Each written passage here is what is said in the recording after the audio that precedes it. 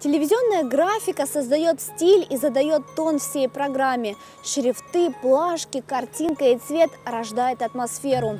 Игривую или сдержанную, простую или вычурную, деловую или доверительную. Эмир Седометов из тех, кому подвластна телевизионная магия. Эмир, куда? Вот туда можем поставить снеговика? Мне кажется, если мы поставим сюда, то его перекроет любая такая.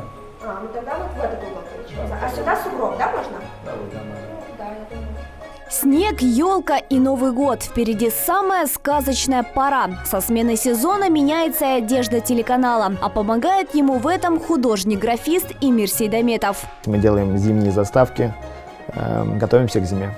В мои обязанности входит оформление телеканала, оформление программ телеканала. Сроки, естественно, важны, потому что если я не успею в срок, не успеют режиссеры на монтаже, и программа выйдет позже. То есть мы огорчим зрителей.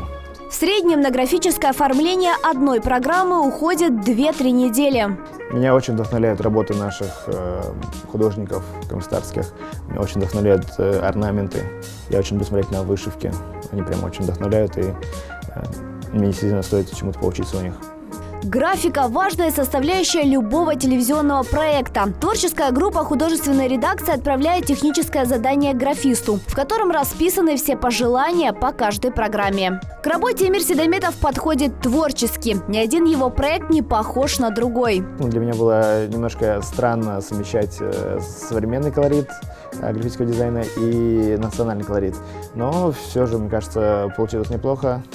У нас есть такие программы, как «Мирас», которые делал я, придя на канал, «Тарих из Леры» и многие другие. А увлекся компьютерным дизайном в 12 лет. Долго думал, с чего же начать, и решил начать с оформления сайтов, оформления соцсетей. Я с 12 лет делал заказы в интернете, мне писали люди, заказывали что-то. Сегодня Эмир Седометов – востребованный художник-графист. В последнее время, кроме Милета, я занимаюсь заказами для крымских людей. Мне все хочется, чтобы в каждой точке Крыма видели мои работы. И сейчас я сделала для одной компании, которая скоро будет открываться, логотип. Так что скоро увидите.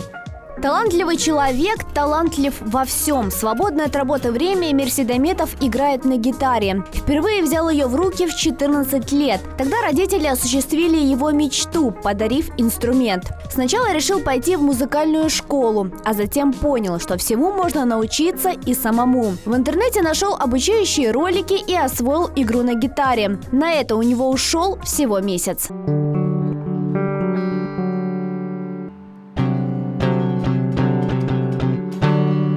Однако, как рассказал Эмир, он быстро перегорел и забросил игру на инструменте. Когда начал работать на телеканале «Милет», рисование из хобби превратилось в профессию. Но вскоре он понял, что ему не хватает музыки, и вновь в его жизнь вернулась гитара.